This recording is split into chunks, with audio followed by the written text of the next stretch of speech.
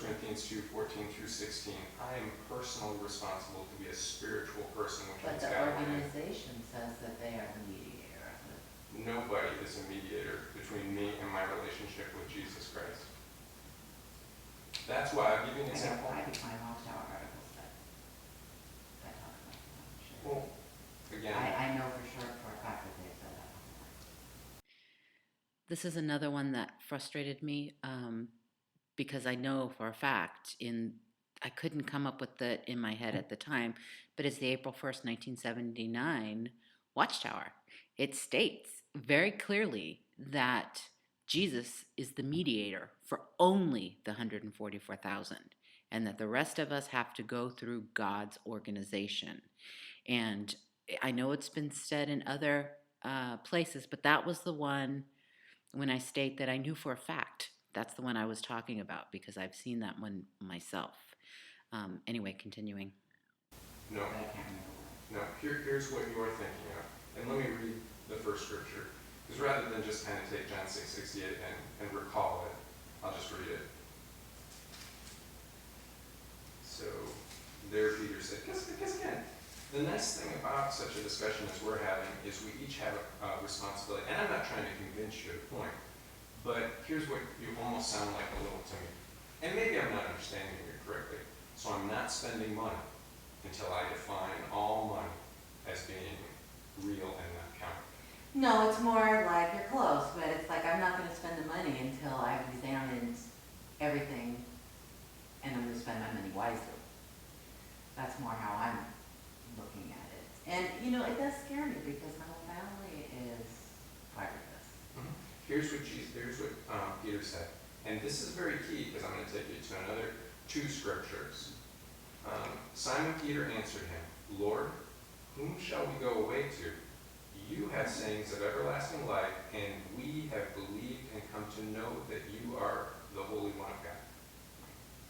So another scripture is 1 Corinthians chapter 2, because this has been attempted to be used on Jehovah's Witnesses, and I'll tell you the example in Malawi. So 1 Corinthians 2:14-16, here's the first requirement.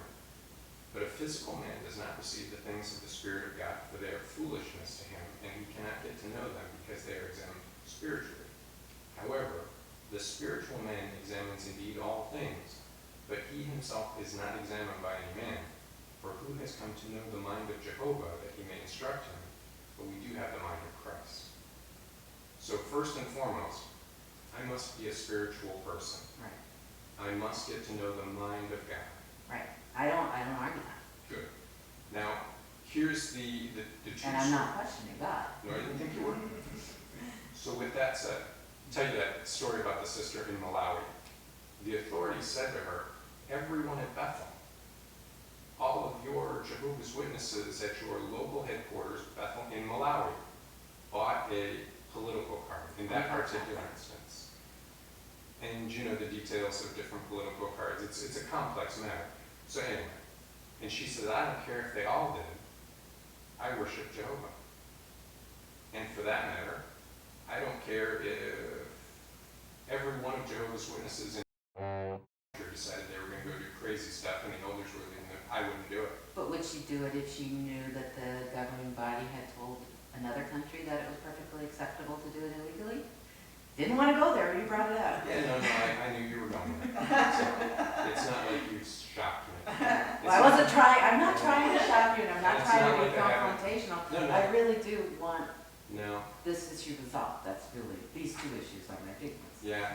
And Malawi's one of my you minor ones, I can might And the Malawi-Mexico issue is not a minor issue for me. I was just trying to get back on track and I misspoke. So I don't want you to think I take that lightly because when I first heard about that, I actually cried. And it's not a minor issue for me. Continuing.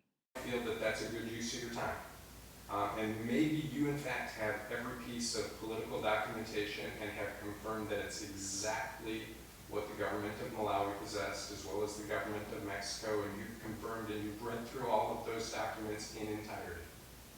Maybe you haven't, I don't know. Can't say them all because I wasn't there. Yeah. I've read a couple, but like I said, that was. Because I'll give you another one, I'll just That was throw it out my for you. Richmond, yeah. Some hospitals now with children, because I'll just raise another one, is this Jehovah's Witnesses condoning a blood transfusion or something else? Some hospitals now, because children in our country, if you refuse to have your child have a blood transfusion, what will be done? You go to the authorities. The doctor has responsibility by law to do Protect the child. everything to protect the child. So if you simply say in some very rigid and formalistic way, which doesn't really demonstrate the mind of God or Christ on the matter, I want my child to die, or some other craziness like that, do you know what they'll do? Okay, thanks, you're crazy, we'll take your child away. Is that in the best interest of the child, and is that in keeping with I've never Jesus? had a problem with the blood issue. Okay, but, so here's where I'm going with that.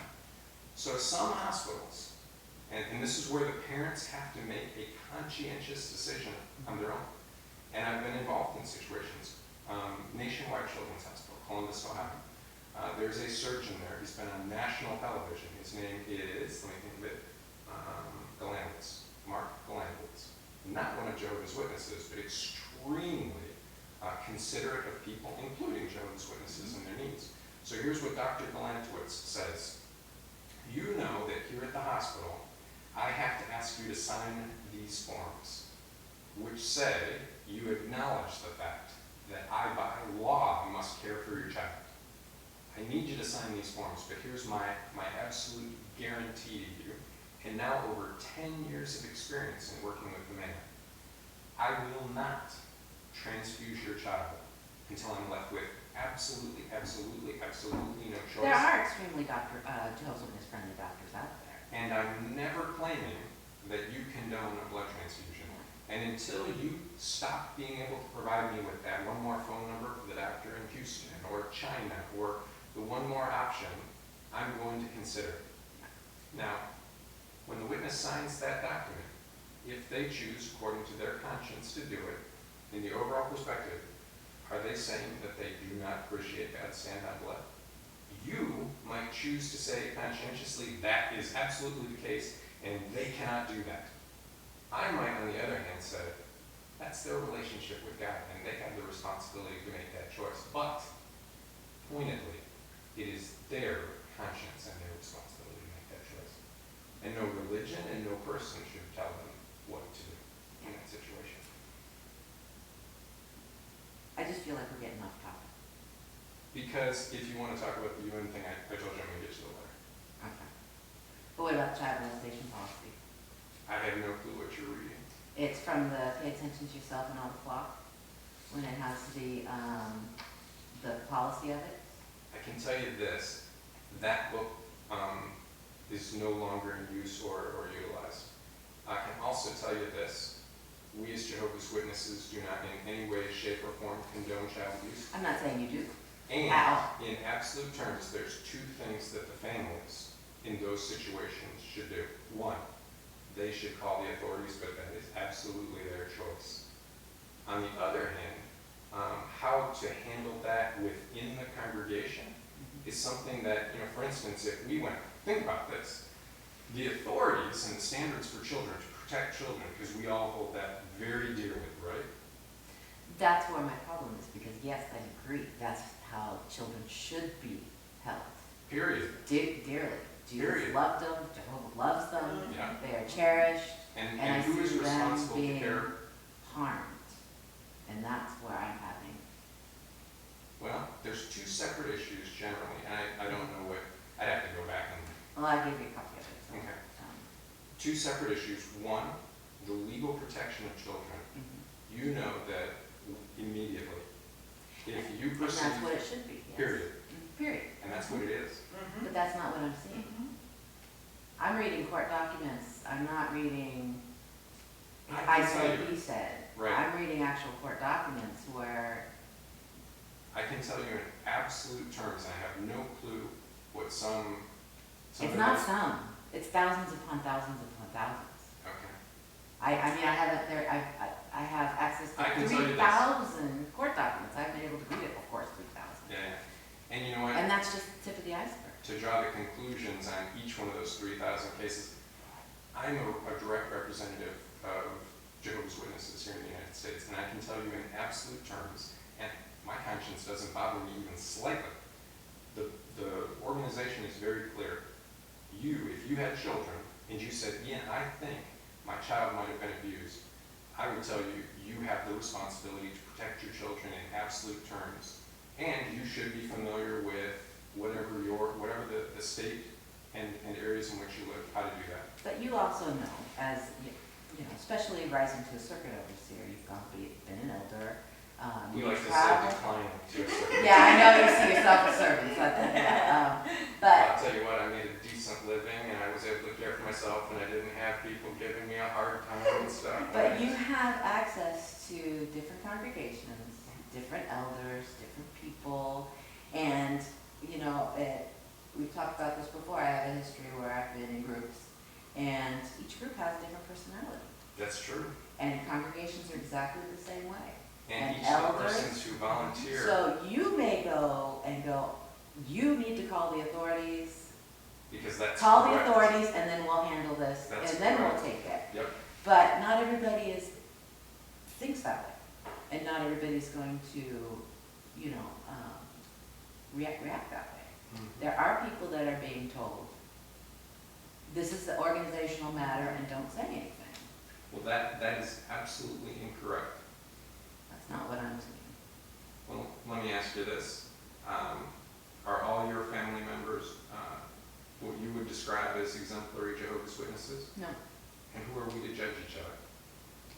Now, here's what does happen. If that becomes apparent to the branch office or to me, because guess what? If you're just saying to me that some elder could do something overtly locally and be wrong, I'm going to agree with you. But would that be condoned, acceptable, or something that we as Jehovah's Witnesses recommend or direct? No. Here's the other issue relative to that. So, relative to the authorities, you know, the superior authorities, we should be in subjection, period, and that protecting children Correct. is essential. Now, here's another separate issue. Unlike the superior authorities and their rules and laws, let's say that I am truly disturbed that somebody has been accused of that type of thing. I don't have the right, just because I'm disturbed, without witnesses and the like, in a substantive way according to the scriptures, to make it a congregational matter. The authorities might put a man in jail, justifiably so, great, but I may not have the ability scripturally to disfellowship that person and or to make that a judicial matter. I'm thrilled that the authorities are there to protect them, and I recognize the authorities as, you know, God's minister in that particular instance. But that in no way should ever suggest to somebody, unless they want to take it So out if of somebody context. does go to the authorities, and the investigation does lead to the fact that this man or woman abused this child, Mhm. and he is or she is sent to prison, Mhm. you still don't have grounds to disfellowship him? Not necessarily. This is an example of where I wish I had a video camera up because you should have seen my face. I couldn't believe what I was hearing. And my husband, who was listening in, had done research, 13 years ago or whatever. And he heard this and he just shook his head going, so you can get disfellowshipped for reading the wrong book, but you can't get disfellowshipped for molesting a child. It was shocking. Anyway, continuing. Give you another one that's related. Simply because somebody is accused of DUI, and maybe even, they have that test, Mm-hmm. and they're put, I don't know, they get the little license plate. That's not in and of itself only evidence of drunkenness. Right, but that's usually why they back it up with a blood test. But even that, you know that the different blood tests, as well as breathalyzers, are different in each state. So in and of itself only, you can't do, because the scriptures are very clear about witnesses. So you're saying, despite overwhelming evidence, they I'm still can't, I'm they not a still can't judge do anything. and jury in that particular instance.